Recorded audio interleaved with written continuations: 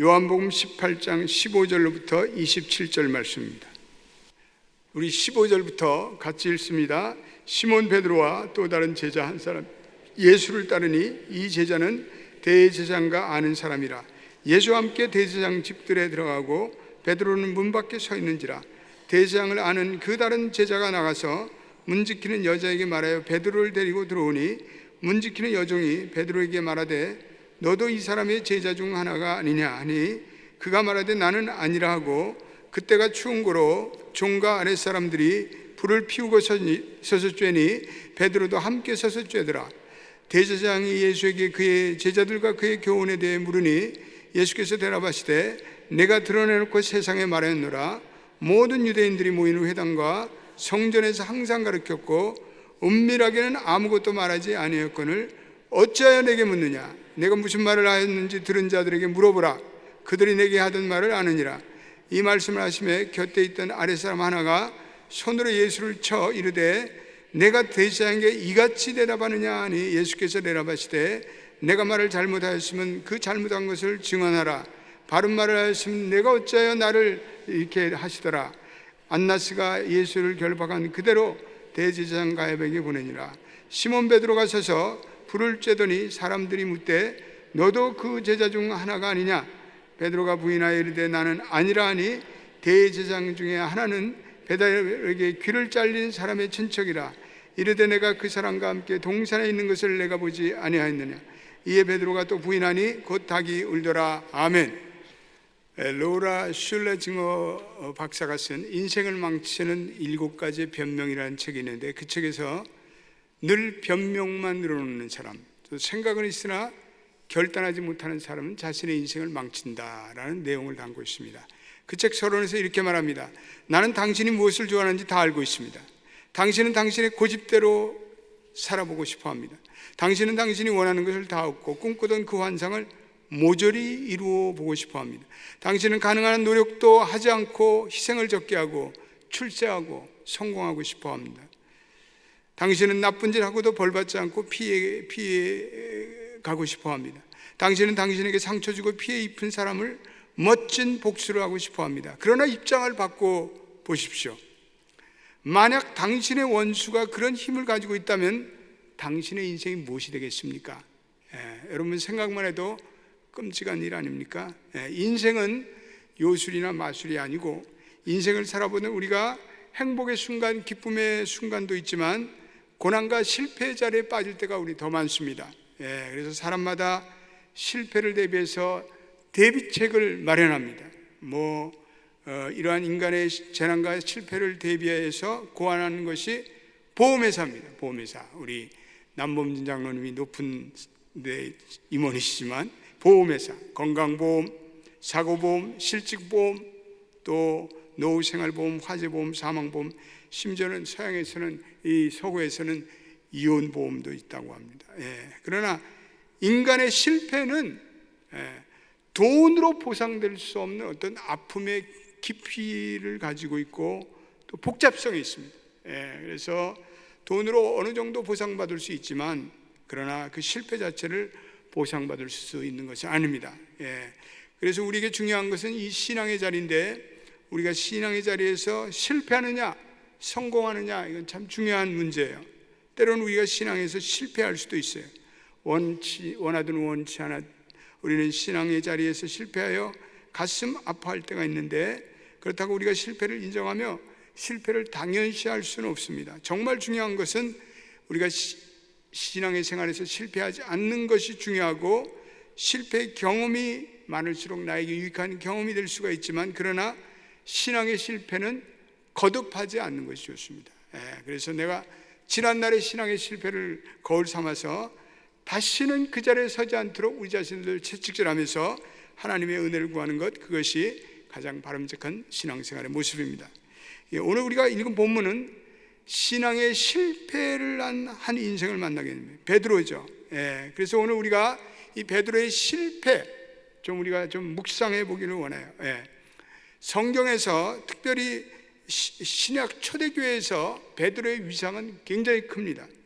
그래서 그는 예수님의 수제자고 또 훗날의 초대교회를 이끌어가는 실질적인 지도자가 됩니다. 그러나 이 복음서에 보면 때때로 이 베드로의 생뚱맞는 행동이 우리를 당황케 합니다. 또 베드로는 이렇게 거품이 많았어요. 허풍, 또 큰소리, 호언장담. 우리 한국 사람을 좀 닮았던 것 같아요. 그래서 그러한 모습은 우리의 모습을 연상케 합니다. 오늘 배경은 예수님의 고난이 시작되는 것인데, 오늘 우리가 읽은 그 본문에 예수님이 체포를 당하고 제자들은 다 떠나가고, 오늘 본문에 보니까 그래도 예수를 마지막까지 따랐던 것은 시몬 베드로와 또 다른 제자 한 사람이 예수를 따랐다, 이렇게 되어 있습니다. 여러분, 우리 인생에 있어서 어려움을 당할 때 곁에 있어주는 사람이 좋은 사람, 그런 사람들이 귀중한 사람이다. 근데 제자들은 다 도망가 버렸는데 여기 15절 한번 읽어보겠습니다. 15절 시작. 시몬 베드로와 또 다른 제자 한 사람이 예수를 따르니 이 제자는 대제사장과 아는 사람이라 예수와 함께 대제사장 집들에 들어가고, 이 시몬 베드로와 또 다른 제자 한 사람, 이 요한복음에서 예수님의 사랑하는 제자, 또 뭐 다른 제자 한 사람, 이렇게 이름을 밝히지 않는 건 요한입니다. 요한. 베드로와 요한은 예수님이 가장 사랑했던 수제자입니다. 근데 때때로 이 요한은 자기 이름을 의도적으로 밝히지 않습니다. 뭐 어떤 의미에서 학자들은 동양의 미덕이었다고 말하고 있습니다. 그런데 오늘 보니까 이 요한은 예수와 함께 대제사장 뜰에 들어갔다.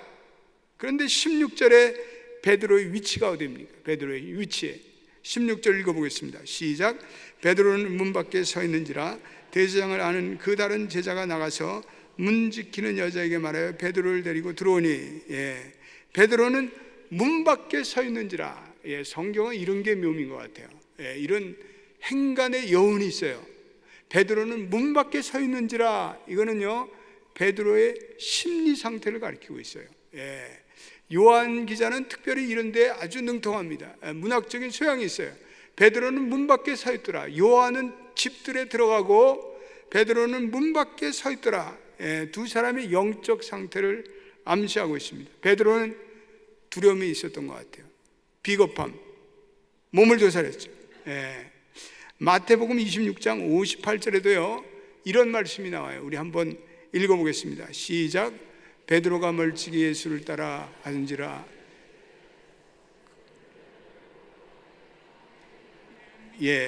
거기 보면 베드로는 멀찍이 예수님을 따라갔다. 이 멀찍이라는 뉘앙스, 우리가 번역을 아주 기가 막히게 했는데 한국말로 이 멀찍이라는 뉘앙스는 베드로가 이미 예수님과 심리적인 거리감이 있다는 얘기예요. 예수님과 함께 있지 않고 멀찍이 따라가는 베드로의 모습. 이 멀찍이라는 단어, 베드로의 어떤 실패를 암시하고 있는 그러한 단어예요. 이 커뮤니케이션 이론에 보면은 proximity라는 단어를 중요하게 여겨요. 이건 근접성이에요. 커뮤니케이션에서 이 이론을 아주 중요시 여기는데, 이건 사람 간의 물리적인 거리를 얘기해요.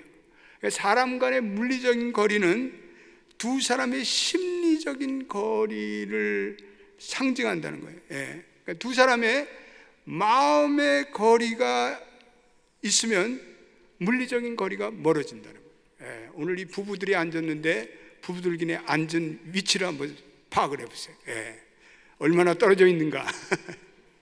그러니까 그 사람이 심리적으로 갖추는 유대관계에 따라서 그 사람의 근접성이 결정된다는 거예요. 마음이 멀어지면 벌써 그 사람 잘 멀리하려는. 그래서 부부들이 사이가 좋을 때는 바싹 붙여 안고 바싹 같이 다니지만, 이렇게 멀리 사이가 안 좋으면 멀찍이 서로 떨어져 다닌다는 거죠. 이게 proximity라는 커뮤니케이션의 아주 중요한 이론입니다. 여러분, 내가 마음의 거리감이 있는 사람은 가까이 하고 싶지 않잖아요. 그 사람 보면 피하고 싶어요. 인사조차도 거. 그 사람 1부 예배 가면 나 2부 예배 가고, 그 사람 2부 예배 가면 3부 예배 가고. 그러니까 의도적으로 물리적인 근접성을 회피하는 거죠. 사람이 그런 심리가 있다는 거죠.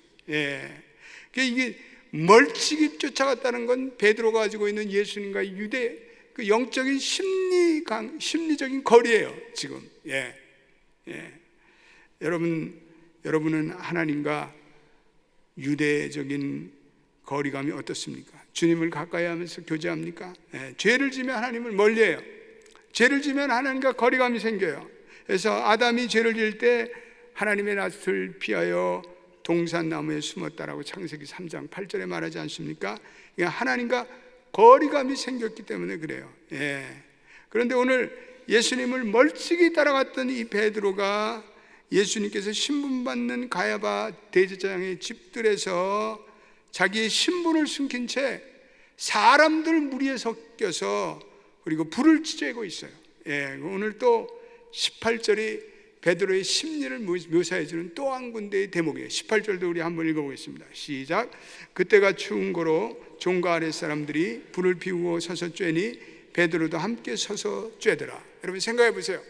지금 주님 고난을 받으러 가야바의 제사장의 뜰에 들어가서 치조를 받고 있는데 베드로는 멀찍이 떨어져서 사람들과 군중과 섞여서 불을 쬐고 있어요.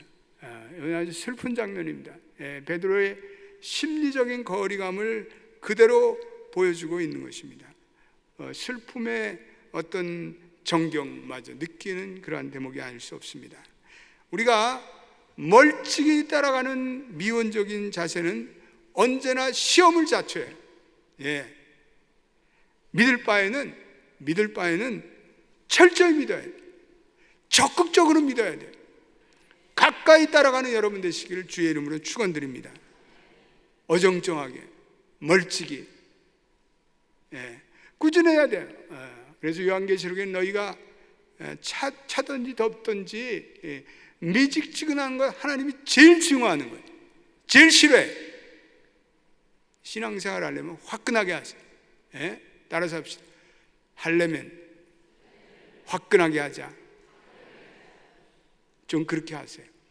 이것도 아니고 저것도 아니고 하나님 싫어하셔요.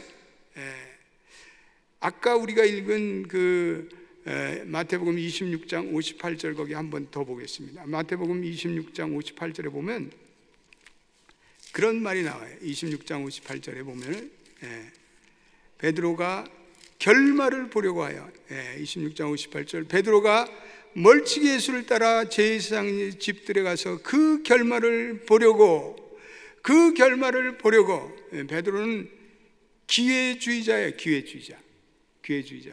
그래서 싹 가서 눈치를 살펴서 예수님이 불리하면 자기는 도망가고 그리고 예수님이 뭔가 이적을 행해서 보좌에 오르면 나는 예수님의 수제자다 이렇게 할 판이에요.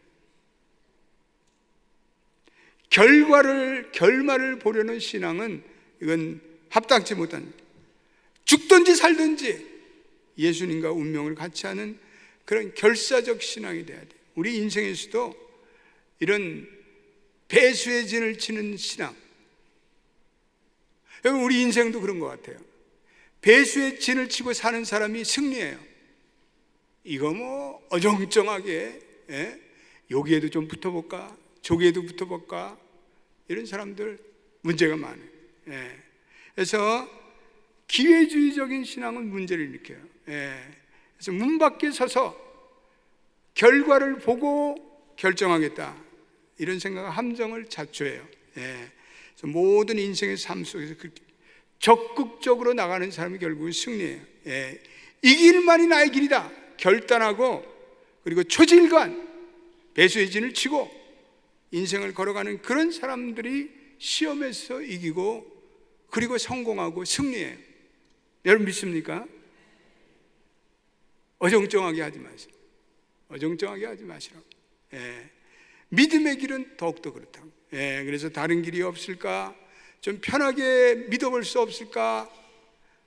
좀 그냥 세상도 한 발 디딛고 하나님도 한 발 옮기고 그래서 왔다 갔다. 옛날에 계룡산에 가면 그 어떤 집에는 여기 뭐 예수의 초상화도 있고 뭐 저기 공자님도 있고 부처도 있고 그래서 셋 중에 하나 맞으라 그냥 그러면 이런 건 안 돼. 이런 건. 다른 길이 없을까 눈치 보고 망설이면 시험에 빠질 수밖에 없어요. 그래서 오늘 가야바의 법정까지 이제 가는데, 거기에 오늘 베드로가 3번 부인하는 모습이 거기 본문에 이렇게 나오는 것을 볼 수가 있습니다. 여러분 17절에 읽어보겠습니다. 시작.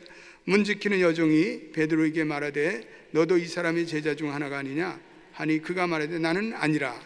거기가 첫 번째 부인이에요. 17절 거기다 첫 번째 부인.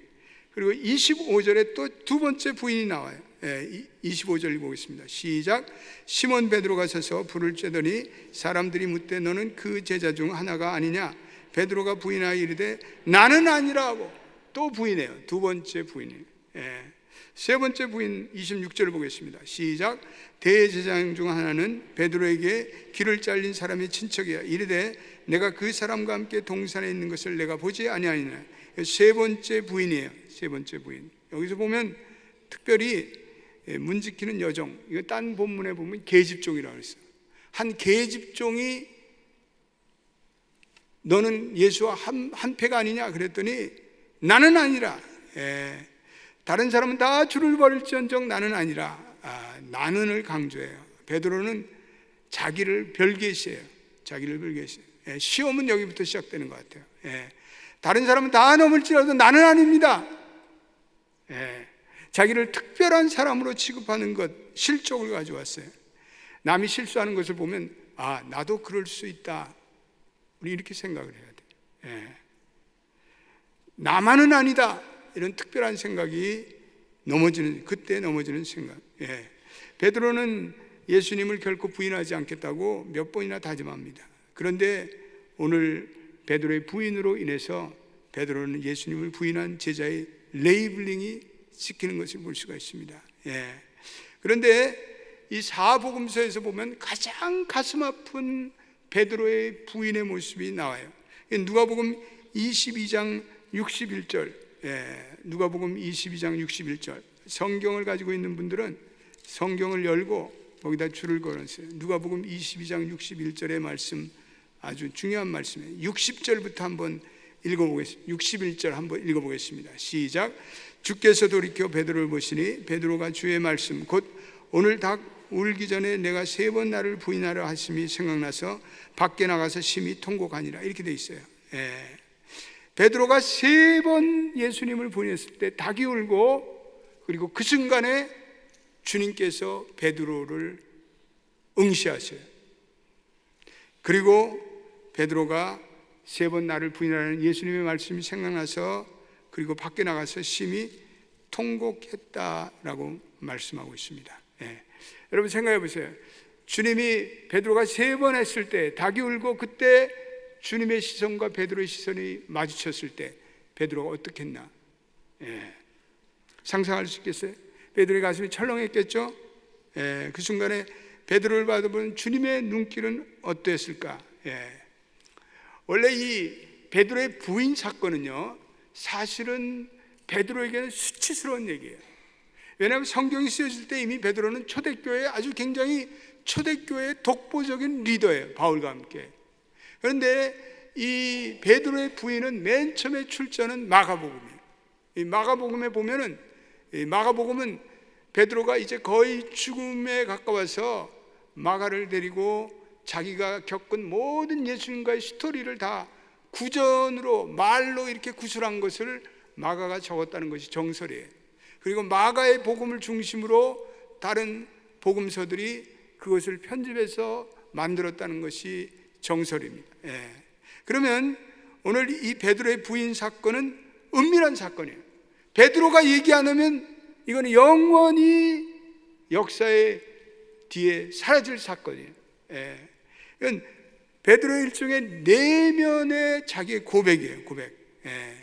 본인이 입을 열기 전에는 이게 그냥 묻혀서 그냥 묻혀갈 수 있는 사건이에요. 이 정도 약점을 얘기하면 베드로에게는 치명상이죠. 그럼에도 불구하고 베드로가 이 이야기를 마가에게 털어놓은 이유는 베드로에게는 이 예수님을 3번 부인했던 것이 도저히 씻을 수 없는 상처였어요. 그게 너무나 가슴 아픈 상처였어요. 베드로가 왜 이 가슴 아픈 상처를 얘기했을까? 일종의 자기 고백을 한 거죠. 캐토릭 말로 고해성사를 한 거죠. 고해성사를. 그래서 베드로가 이 이야기를 한 것은 결국은 베드로의 회개를 전제로 한 거예요. 베드로가 회개했기 때문에 이 얘기를 기억하고 이 얘기를 회상하면서 마가에게 들려준 거죠. 오늘 베드로가 주님의 말씀이 생각나서 심히 통고가 했다. 오늘 누가는 밖으로 나가서 통고가 했다. 심히 통고가 했다. 전설에 의하면 베드로가 설교를 하려면 어디선가 꼽교하고 닭이 울었다는 거예요. 그때마다 베드로의 가슴을 쳤다는 거예요. 고통스러운 기억이죠. 여러분들 그렇잖아요. 여러분들 상처, 깊은 상처는 그냥 어떤 연상만 되면 상처가 되는 그러한 깊은 가슴 아픈 기억이 있어요. 베드로서는 고통스러운 기억인데 이것은 베드로가 아주 통렬한 회개를 했다. 이 회개, 구약말로 슈브, 신약말로는 메타노니아라는 단어인데 이거는 돌아오다, 죄의 길에서 돌아오다, 하나님께로 돌아오다. 베드로는 수제자로서 어떤 의미에서 예수님께 약속을 얼마나 죽먹했어요. 근데 어느 날 천연스럽게 망각식. 그 기억이 나자 베드로가 정말 죽고 싶을 정도로 베드로를 낙담시키고 그리고 거기에는 베드로의 통곡이 있었다는 거죠. 여러분 우리가 통곡을 하는 회개의 삶이 없으면 진정한 제자의 삶이 어려워요. 우리 눈물을 흘리며 통곡할 때 우리는 순수한 신앙인으로 거듭나요. 눈물을 통한 영적인 카타르시스가 있어야 돼요. 그래야 사람들은 변모돼요. 깨끗해진 심령 안에서 우리는 진정 성령이 우리 안에 거주하시고 예수님의 마음을 담을 수가 있어요. 야사에 의하면 베드로가 회개한 후에 그날 온종일 예수님을 따라다녔다 이렇게 얘기해요. 물론 예수님을 뵙기가 민망하고 두렵기도 했지만 그는 계속해서 울며 예수님을 따라다녔다 이거예요. 근데 반면에 가룟 유다는 예수님이 체포된 후에 죄책감에 시달린 나머지 그는 자살하고 말아요. 어떻게 비교해 보면 회개와 후회의 하늘과 땅의 차이. 베드로는 진정한 회개를 통해서 세 사람 위대한 일꾼으로 거듭났지만 유다는 영원히 멸망을 받게 돼요. 베드로의 회개에 또 다른 동기가 있는데 그는 주님의 시선이에요. 우리가 생각해 볼 것은 주님께서 베드로를 볼 때 어떤 시선으로 보았을까? 야, 이 녀석 이거 나를 배반해? 나를 3번이나 보면 증오의 시선이었을까? 아니면 어떤 시선이었을까? 책망의 시선이었을까? 누가복음 22장 31절부터 32절에 보면 이런 말씀이 나와요. 이것은 예수님의 마음을 엿볼 수 있는 대목인데 한번 읽어보겠습니다. 시작. 시몬아 시몬아 보라 사단이 밀가부르듯 하려고 너희를 청구하였으나 그러나 내가 너를 위하여 내 믿음이 떨어지지 않기를 기도하였으니 너는 돌이킨 후에 내 형제를 굳게 하라. 주님은 아셨어요. 베드로가 사탄에게 밀가부르듯 사탄이 가지고 논다는 사실을 알고 그러나 내가 너를 위해서 기도하느니 너가 실족지 않기 위해서 기도하느니 너는 돌아간 후에 너는 이제 돌이킨 후에 내 형제를 굳게 하라. 이것은 베드로가 다시 목양으로 회복될 수 있는 가능성을 열어주세요. 우리가 이 누가복음 이 본문 22장 31절과 32절을 보면서 우리는 예수님께서 베드로를 회복시킬 생각을 가지셨구나. 그럼 우리는 알 수가 있죠. 그리고 다시 한번 이 사도로서의 사명을 맡겨주실 뜻을 가졌다는 거죠. 그래서 오늘 우리는 그 주님이 베드로를 3번 부인할 때 바라본 시선은 결코 책망과 저주나 그리고 그러한 시선이 아니라 이것은 사랑과 용서와 그리고 베드로를 회복시키려는 따스한 시선이었다는 것을 우리는 생각을 합니다. 오늘 우리가 이 본문에 제가 아침에 오늘 아침에 새벽 기도를 하면서 이 본문을 이제 묵상하면서 거기에 보면 이제 이 예수님께서 대제사장이 19절 봐요. 19절에 보면은 제자들에게 그의 교훈을 물어봤을 때 예수님께서 나는 은밀하게 아무것도 말하는 것이 없다, 다 당당하게 말했다. 그러면서 어찌하여 내게 묻느냐 그랬더니 22절에 그 아랫사람이 손으로 예수를 쳤다 이렇게 나왔어요. 근데 그걸 나는 손으로 쳐서 구체적으로 어디를 쳤는지를 잘 몰랐는데 영어 성경을 보니까 He slapped his face 이렇게 돼 있어요. 따귀를 갈립니다. 따귀를. 제가 이 말씀을 읽으면서 참 제가 많은 깨달음을 가졌어요. 여러분 따귀를 맞아본 적이 있어요? 우리 학교 다닐 때 좀 따귀를 맞아요. 우리 학교 다닐 때 그 무식한 선생들이 그냥 따귀를 귀싸대기라고 그래요. 귀싸대기. 그거 맞고 나면 얼마나 분한지 몰라요. 이게 한국 문화에서 따귀를, 여러분 정말 자녀들 따귀 때리면 안 돼요. 이거는 굉장한 disgrace, 모욕. 한국에서 검사들이 그 사회의 저명 인사들을 그 취조를 하다가 자살하는 건 다 모욕감 때문에. 모욕감. 뭐 때리지는 않겠지만 말로 모욕을 주는데 그 모욕을 당하면 수치감을 느끼고 내가 도대체 살아야 할 이유가 뭐가 있나? 자존감이 다 날아가는 거예요. 그러니까 자살하는 거예요. 여러분, 이 따귀를 때리고 신체적으로 어뷰즈를 하는 거는 이거는 있을 수가 없어요. 이건 사람의 존엄성을 완전히 파괴하는 거예요. 그런데 다른 또 복음서에 보니까 예수님을 따귀로 치고 머리를 치고 이렇게 했다고 나왔어요. 여러분, 주님이 누구예요? 만왕의 왕이세요. 만주의 주이세요. 그런데 보니까 번역도 아랫사람에게 따귀를 맞으시고, 우리 주님의 마음을 우리 느낄 수 있나요? 우리는 조금만 상대방이 나를 모욕하면 죽을 것 같이 그냥 달려들잖아요. 어디 나를 모욕해? 이 인간 한번 당해봐라. 귀에는 귀, 눈에는 눈, 이에는 이. 근데 주님이 따귀를 맞으셨는데 우리가 좀 모욕당한다고, 우리 좀 마음고생한다고 그렇게 여러분들 그거 가지고 그렇게 씹고 그러면 되겠어요? 우리 이런 말씀이 참, 주님께서는 내가 말을 잘못했으면 그 잘못한 것을 증언하라 이렇게 말씀하시고,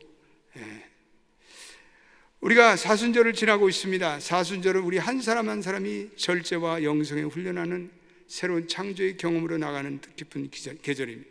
사순절의 신학적 의미는 세속주의와 쾌락주의 그리고 자기 만족주의에 빠진 이 현대를 살아가는 우리가, 이 현대인들이 참여하고 또 각성하는 계절입니다. 베드로를 향한 주님의 회복, 어둠의 때를 살아가는 우리 모두에게 위로의 약속이 됩니다. 하나님의 나라를 위해 신앙의 몸부림치며 살아가는 동시에 현실의 어둠과 절망 속에서 연약해지기 쉬운 우리에게 참된 위로의 말씀. 베드로는 실패했습니다. 그러나 그는 재기합니다. 그는 회복됩니다. 하나님 나라에서는 영원한 실패자가 없습니다.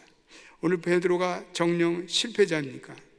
그러나 자기의 실패 앞에서 통렬하게 회개하고 처절하게 아파하는 모든 신앙인의 멘토가 베드로 아닙니까? 오늘 본문에서는 반듯한 신앙의 결단을 보여주지 않지만 누가가 그린 사도행전에서는 베드로가 훗날 성령의 충만을 받고 담대하고 능력 있는 신앙인으로 변모합니다. 베드로의 변화와 변신, 우리 모든 그리스도인들에게 통렬한 회개가 있은 후에 우리가 새로운 존재로 거듭날 수 있는 가능성을 보여주고 있습니다. 베드로, 우리의 신앙의 훈련을 위해서 거듭거듭 우리가 되새기고 씻고 묵상할 우리의 영적 멘토입니다. 우리 모두 이러한 회심과 변화, 참된 회개, 참된 각성의 은혜가 찾아오기를 주님의 이름으로 축원드립니다.